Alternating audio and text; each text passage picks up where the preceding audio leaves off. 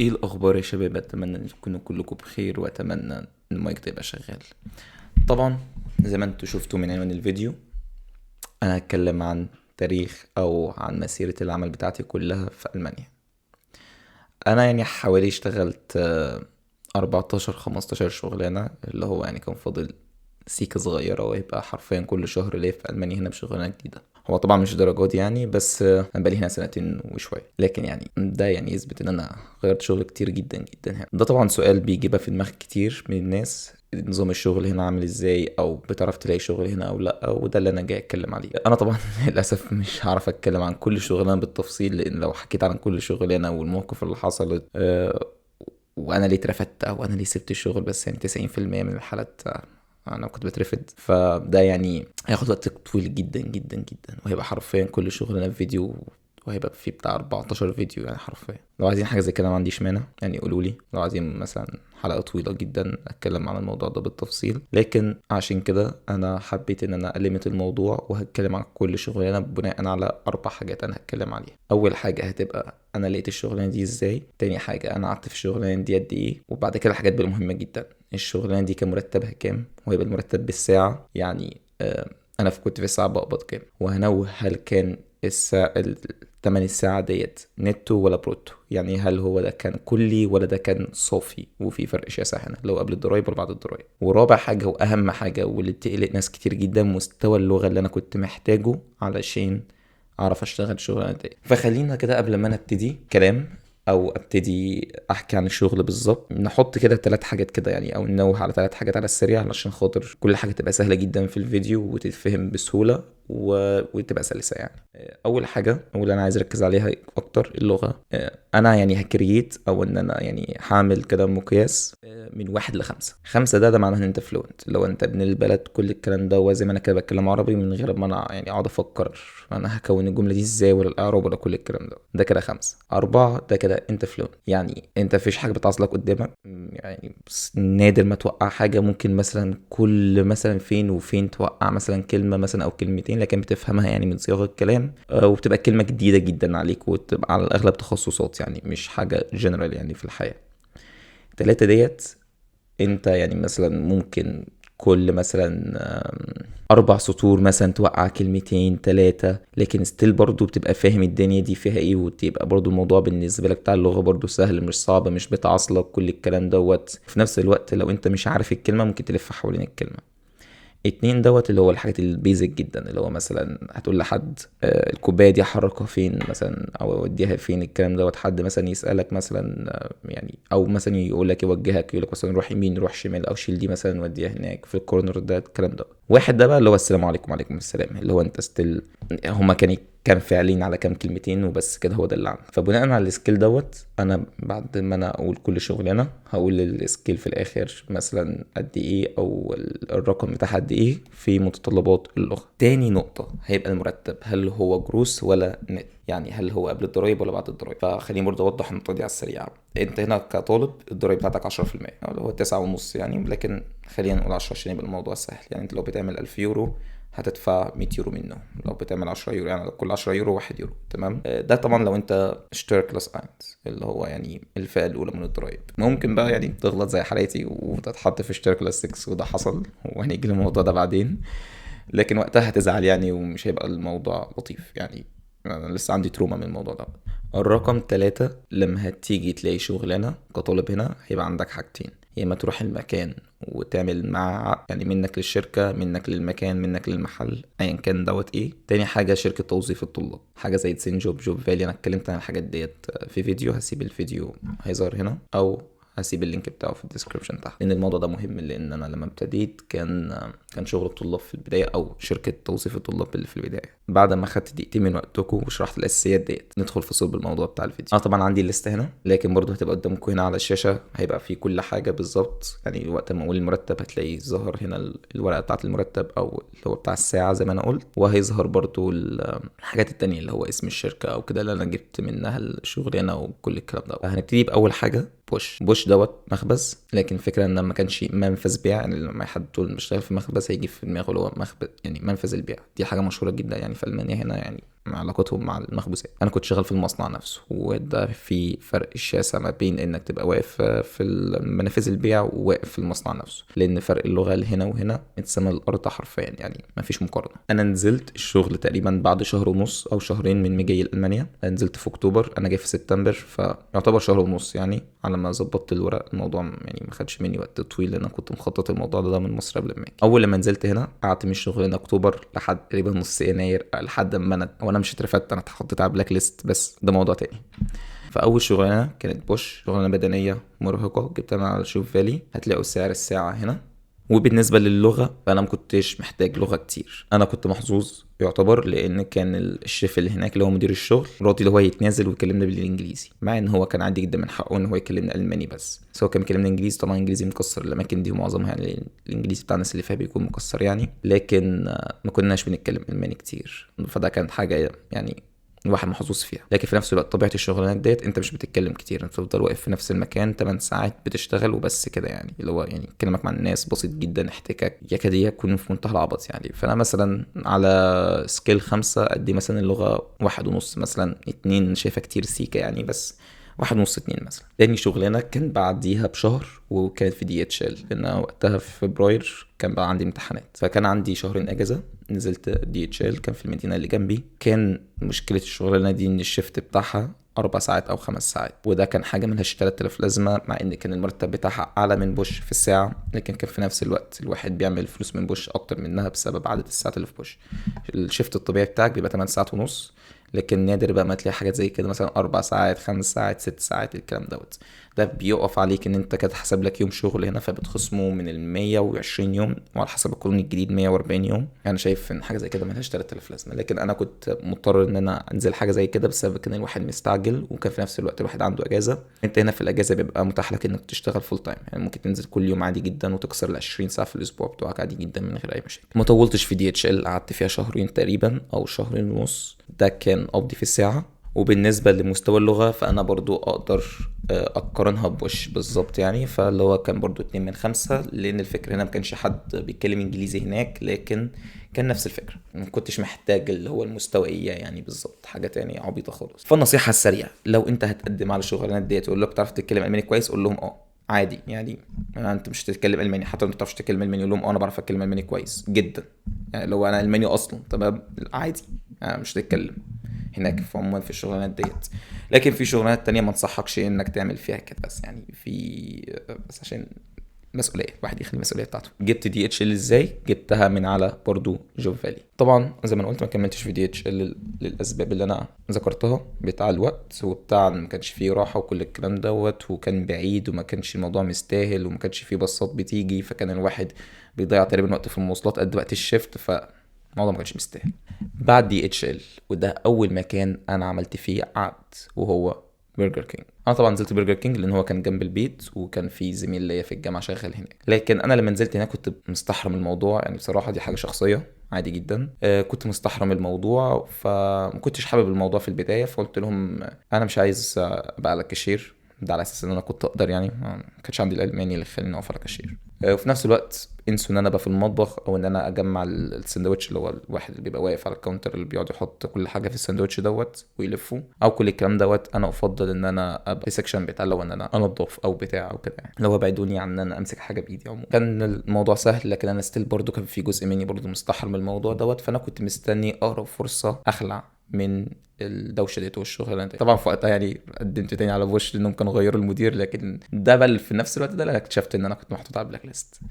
لكن المهم يعني انا قعدت في برجر كينج حوالي 3 شهور. الموضوع ما كانش طويل، وكان العقد بتاعي ميني جوب، ما كانش بارت تايم، لان انا كان وقتها عندي شغلانه بتاعت الجامعه، والشغلانه ديت انا كنت منزلها على القناه عندي، ودي هنجيلها از الشغلانه الرابعه مش دلوقتي حالا. برجر كينج او عموما المطاعم بتاعت الفاست فود كلها بتدي المينيمم ويج. يعني انت عايز تعرف انت تقبض كام من قبل ما تروح هناك او تبص في العقد، ادخل على جوجل واكتب المينيمم ويج بتاع المانيا، اللي هو الحد الادنى بتاع الاجور في الساعه، هو ده المرتب بتاعك. الموضوع مش هيزيد عنه حوالي 40 سنة. حاجة برضه حبيت ان انا انوه عليها جدا في السريع، طبعا الطبيعي ان انا المرتب يتغير او يزيد مع الوقت، لان انا بقالي هنا في البلد سنتين، وهنا يعني على الاغلب بيرفعوا المرتبات او بيرفعوا الحد الادنى للاجور كل سنة، وعلى الاغلب بتبقى يناير مثلا، بس على ما شركات تطبقه وكده فيبقى الموضوع في مارس او ابريل، وتقريبا بيترفع بحوالي 40 سنت. قال 40 سنت، هو خلاص بقى كده يعني الواحد اختنى. بس المهم يعني، ففي خلال يعني السنتين دول الحد الادنى بتاع الاجور اترفع حوالي يورو. فالموضوع يعني اكيد اللي هو لو انا قلت حاجه، لو انا قلت رقم من سنتين او في رقم من اللي ظهروا على الشاشه دول كانوا من سنتين، فطبيعي دلوقتي حالا اي حد هيجي ما يحطش في اعتباره ان هو ده الرقم، وما يحطش في اعتباره ان انت بالوقت انت بتعمل فلوس اكتر. لا، هو عادي جدا هما اللي بيرفعوا المرتبات بالوقت علشان خاطر طبعا الاسعار هنا بتغلى وكل الكلام ده. فبرجر كينج انا جبته ازاي؟ جبته عن طريق صاحبي، وكان عقد معهم نفسه، فاي حد يمضي على العقد ياخد باله جدا ويقرا كويس، وحتى لو الشخص بتاع او مدير المكان قدامه يقول له عادي جدا يعني انا عايز اترجم العقد فاديني نص ساعه، عادي جدا من حقك ومش حدش هيكلمك. وبالنسبه للالماني فانا احب برضو ادي المكان ده مثلا 2.5 من 5، لان انا مش شايف اللي هو 3 قوي او 2 قوي. يعني انت ممكن تتعلم لو انت الالماني بتاعك كان زي حالاتي ضايع وقتها، فانت هتتعلم كلمات جديده من الاحتكاك مع الناس، او من انك بتلاحظ مواقف في كلمه بتتقال فانت تفهم يعني عموما. بس لكن عموما الالماني ده بيبقى لغه عاميه بتاعت الشارع. يجي بعد كده ال3 شغلانات بتوع الجامعه، واللي كانوا السبب في ان انا نقلت في الضرايب اعلى وخلوني ان انا ادفع ضرايب 400 يورو او 300 يورو في الشهر. التجربه ما كانتش لطيفه، كانت تروما حرفيا. لكن الشغلانات دي كان في واحده منهم محتاجه بي 1 بي 2 الماني، وانا كنت لسه جاي المانيا مفيش حاجه يعني اقدر اعملها، اللي هو ما حلتيش حاجه. لكن عرفت ان انا اخد الشغلانات دي بطريقه معينه. فهسيب الموضوع ده الفيديو تاني، لان الموضوع ده هيطول يعني، هتبقى قصه طويله. فده هيبقى الجزء التاني من الفيديو دوت، لان انا مش هعرف اشرح ال15 شغلانه كلهم في فيديو واحد على الاغلب. فنيجي بعد كده الشغلانه الخامسه على القائمه، ودي كانت بولش بورت. دي كان من الشغلانات اللطيفه جدا جدا، كانت برضو مخزن. لكن الفكره اللي فيه هنا ستايل مخزنين مختلفين عن بعض، ده يعني على حسب خبرتي الشخصيه، ممكن يبقى فيه اكتر من كده معرفش. في ان انت بتبقى واقف على سير بتستنى ان الحاجه تجيلك، الباكج او حاجه بتاعت الكلام دوت، سواء كان امازون دي اتش ال كل الكلام ده كله زي بعضه. وبتشيل الباكج ديت تحطها او ترميها في التريلا اللي انت بتبقى واقف جواها. في الستايل التاني زي بتاع بولش بورت دوت، بيبقى معاك ورقه اوردرات بتلف على السنه دي على حسب الرقم، على حسب الصف، على حسب المنطقه، كل الكلام ده. بيبقى معاك مثلا كرتونه مثلا عربيه بتاعه السوبر ماركت، كل الكلام ده بتجمع فيها الاوردرات هناك، بعد كده بتوصلها لراجل في الاخر، والراجل ده بيشحنها، بيعلبها ويغلفها ويشحنها يعني عموما لطلب الاوردر. دي كانت من الشغلانات اللطيفه جدا، ان كان فيها حركه كتير، ما كانش فيها تكرار. وانا عموما من الحاجات اللي بتضايقني جدا في الشغل ان انا افضل قاعد في مكاني 8 ساعات يعني او 5 ساعات بعمل نفس الحاجه، ما بتحركش او ما بتغيرش. جبت ازاي الشغلانه دي؟ جبتها عن طريق الجامعه. تاني ازاي عن طريق الجامعه؟ عن طريق الناس اللي في الجامعه، او حتى مثلا لو معرفتي بيهم ما كانتش قوي يعني، لكن انا لاحظت ان كان تقريبا نص الجامعه بتنزل نفس المكان بتاع الشغل. فانا كان عندي فضول وقتها، كان عندي فرصه ان انا انزل بارت تايم زائد الشغلانه بتاعتي. فقررت ان انا انزل الشغلانه بولش بورت. نزلت بولش بورت وكانت شغلانه لطيفه، لكن عيبها الوحيد المرتب. دي تقريبا اكتر شغلانه كان مرتبي فيها قليل جدا جدا جدا، لدرجه ان انا لسه فاكره دلوقتي حالا. المرتب في بولش بورت كان حوالي 12 يورو وشويه، بس ارقام يعني اللي هو الكسر ده ضعيف. وكان بعد الضرايب كان الواحد ممكن ياخد 11 يورو 7 سنت، 11 يورو 6 سنت. واللي عايش في المانيا هنا او ان شاء الله اللي جاي يعني، فهيفهم ان الرقم دوت رقم غير ادمي. يعني الرقم دوت تبله وتشرب ميته حرفيا يعني، ما ينفعش اصلا يتعمل بيه حاجه، ما ينفعش يتعاش بيه ولا اي حاجه من الكلام ده. فده كان بالنسبه لي بولش بورت. مستوى اللغه اللي انا احتاجته في بولش بورت كان 0، مش حتى 1 ولا اي حاجه، كان 0. كان الناس هناك كويسه، عندهم استعداد ان هم يتكلموا انجليزي. بس ده ما يمنعش ان في حاجه عايز برضه انوه عليها جدا، يعني لو بحب ان انا ادي دبايه مثلا او تركايه من فتره لفتره في الفيديو. حتى لو الانجليزي بتاعك كويس جدا، الالماني بتاعك مكسر، لما تنزل مكان عرف الناس انك بتتكلم الماني اكتر. حاول انك تتكلم الماني اكتر، حتى لو هتغلط، حتى لو الالماني بتاعك فيه اي حاجه، برضو خرج كلمه الماني من بقك. الموضوع بيفرق جدا، وياما ياما واحد اتحط في مواقف وشهد على مواقف زي كده. لو عندك شخصين، واحد بيتكلم انجليزي واحد بيتكلم الماني، لو هم هيتنمروا على شخص معين، هيكلموا شخص معين، هيضايقوا شخص معين، هيضايقوا اللي بيتكلم انجليزي مش هيضايقوا اللي بيتكلم الماني. لان دايما اي شغله هتنزلها من الانواع ديت هتلاقي الموضوع ده ثابت. يعني الموضوع ده تحس ان في حاجه غلط هنا، بس هو قانون مثلا. تمام. هتلاقي في عندك شخصين 3 كده المان كبار في السن فوق ال60 سنه، هيرخموا عليك. تمام. ويعني هيستنوا لك الغلطه، وبطريقه تعصب، بطريقه اللي هو تخليك فعلا اللي هو يعني تجيب نفسك الرفض يعني في حالتي. فبكل بساطه الناس دي لو بتعرفش تتكلم الماني هتنططوا عليك. لو بتعرف تتكلم الماني وبتاخد حقك لكن بشياكه وباحترام، ما تنساش صيغه الاحترام في الكلام، او على الاغلب في الشغل لما انتوا بتشتغلوا نفس الشغلانه يعني كنسل صيغه الاحترام عادي يعني. ما حدش هيكلمك. هتتكلم انجليزي مش بعرف اتكلم الماني يعني بلاش تجربه مش لطيفه. بس اللي هو يعني عادي، الغلطه مش غلطتك يعني. هم فعلا الناس قلة الادب بصراحه يعني. بالنسبه لشغلانه 5 دي كانت شغلانه في شركه تنظيف، كان بتاعت واحد تركي هنا. انا ما اتعاملتش معاه، اتعاملت مع صاحبي او كان اللي جابني الشغلانه ديت، ولكن ما كانش تجربه لطيفه. فنصيحه عموما، لو ما قعدتش غير 3 ايام، لو ما اشتغلتش كتير، وسبت لهم الفلوس كمان، قلت لهم انا مش عايز الفلوس حرفيا، خليها لكم يعني. والشغلانه ديت يعني نصيحه عموما، لو اي شركه تنظيف كل الكلام دوت ابعد عنها يعني. ما تفكرش، ابعد يعني. الحاجات دي من اخر الحلول اللي انت ممكن تلجأ لها، وفي حالتي كان من اخر الحلول. لكن ابعد عن الشغلانات ديت ايا كانت مميزاتها ايه. واحد مش عارف يجيب سيرة الكلام ده في الفيديو تمام، بس ايا كانت المميزات دي ايه، ابعد عن الحاجات دي. طب الشغلانة دي الألماني بتاعها مثلا ممكن تحتاج ايه عشان انت هتعامل ناس يعني الألماني بتاعهم أصلا حرفيا على الله، فانت على الأغلب مش هتتكلموا أصلا مع بعض أو كده، لكن ممكن تتكلم مع صاحب الشركة وكل الكلام ده، ويبقى أغلب كلامك معاه.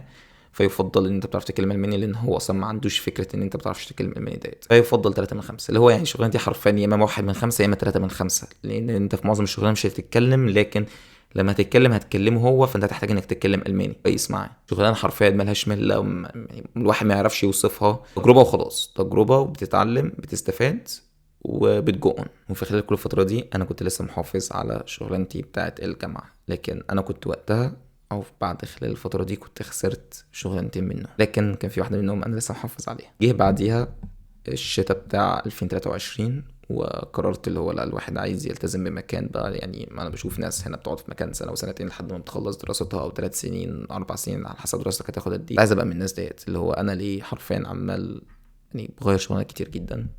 فالحمد لله يعني قررت الموضوع دوت، توكلت على الله حتى لو كانت الظروف هتبقى صعبه بتاعه الشغل، لكن عادي. لكن الفكره بعد كده برضه يعني ما كملتش اكيد يعني، كلكم عارفين من الرقم بتاع الشغلانات لكن ما كانش الغلط غلطتي يعني. لكن وقتها استفدت حاجه تانية برضو تبقى او تركيها السريع فينا، حاجه اسمها شغل موسمي يعني. معظم الشغلانات بتاعه المخابز، بتاعه المخازن، كل الكلام دوت تلاقيهم كتير جدا محتاجين طلاب في الفتره بتاعه المواسم، زي فتره الكريسماس، فتره ايا كان مثلا الفالنتاين مثلا، اللي هو يعني لو في مثلا 3 4 مواسم ورا بعض مثلا، هتلاقي في مثلا اوردرات كتير بتتنفذ او كل الكلام دوت، فهم بيحتاجوا فيها ناس. انما هتلاقي مثلا 3 شهور 4 شهور في لحد ما الصيف يدخل يعني، اللي هو الفتره اللي ما بين اخر شهرين في الشتاء لحد دخلة الصيف، الشغل بيبقى قليل جدا يعني. نزلت برضو مخزن هرمس. ده كان بعيد جدا عني، كان 2 ساعة ونص رايح 2 ساعة ونص جاي. وده كان يعتبر اكتر شغلانه فيها فلوس، اللي هو كنت باخد تقريبا ضعف ونص اي حد بينزل شغل تاني. دي كانت فلوس محترمه جدا، بس للاسف جيت على حساب حاجات كتير. نتكلم في الموضوع ده بعد ما انا اقول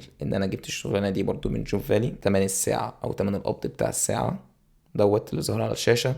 قعدت هناك حوالي 3 شهور. كان في واحد منهم او 4 شهور تقريبا، كان في واحد، لان كان في واحد منهم ما كانش منتظم. اخر مستوى اللغه هناك برضو احب ان انا اديه 2.5 مثلا من 5. الفكره ان كان مرتبها لي كتير، لان هي كانت نايت شيفت بس، كنت بنزل نايت شيفت بس. الفكره بتاعت النايت شيفت ان انا كان المفروض ابقى هناك الساعه 12 والمدينه بعيده. انا عارف ان انا المفروض ابقى هناك 11 ونص، بحيث ان في اي تاخير حصل او كده، وساعات كمان 11. ده معناه ان انا لازم اطلع 2 ساعة ونص بدري من البيت عندي. فده معناه ان انا المفروض اقوم اجهز على 8 ونص حرفيا، 8 ونص او اجهز علشان خاطر بقى في الشغل هناك 12. لما ارجع كنت برجع مثلا على الساعه 9 ونص مثلا او حاجه يعني، او كمان ممكن 10. وفي فتره في امتحان كنت انا محضر له كل حاجه، لكن انا كنت راجع من الشغل كنت مرهق جدا، قلت اريح 2 ساعة واروح الامتحان، انا كده كده مذاكر كله زي الفل. ما اصحاش غير في تاني يوم حرفيا على الشفت اللي بعديه، اللي هو زي ما انا متعود. فالحاجات اللي زي كده ما انصحش بيها، انصح بيها بس في الحالات الطارئه، الحالات الحرجه، كل الكلام دوت. لكن حاجه زي كده هتدمر صحتك عموما، هتدمر حياتك، هتدمر جامعتك. ما فيش حاجه تسيبها الا وهتدمرها لك. رتم النوم بتاعك، كل الكلام دوت، مخك هتبقى دايما حاسس اللي هو مضبب او كل الكلام ده، لان انت المفروض اللي هو بالليل تنام فيه، الصبح انت تشتغل فيه، فانت مشيت عكس العرف. فحرفيا ما تتوقعش غير ان هيبقى هو ده دلوقتي النتائج، او هو ده الاوتكمز بتاع الاكشنز ديت. ولحد هنا احب اختم الشغلانات دي انا حاولت ان انا اخلي الفيديو سريع على قد ما اقدر من غير ما ادخل في تفاصيل كتير بتاع كل شغلانه. لكن في للاسف الحاجات اللي جايه انا محتاج ادخل في تفاصيل الا لو انتوا عايزين بس المستوى السطحي بس وانتهى الموضوع. لان انا شايف الشغلانات اللي بعد كده تستاهل ان الواحد يحكي كتير عليها، سواء كانت 3 شغلانات بتوع الجامعه بتوع السوشيال ميديا، او الشغل بتاع زارا او زيمنز او التي. انا اعتبر يعني ما فيش شغلانه الحمد لله الا وانا جربتها. انا شايف ان الحاجات ديت تبعدوا عن إن الاسم واو وكل حاجه، لكن بيبقى فيه جوه حاجات كتير. لو عايزين ان انا اتكلم بالتفصيل تمام، عايزين ان انا اطلع اقول ارقام بس برضو تمام، انا ما عنديش مشاكل حقيقه في الموضوع دوت. الاتنين كويسين على حسب الفايده اللي الناس هتكسبها من الكلام. بس كده، ده كان فيديو النهارده، ان شاء الله تستنوا الفيديو اللي جاي. وعلى العموم اتمنى ان تكونوا كلكم بخير، لحد الجمعه الجايه. السلام عليكم.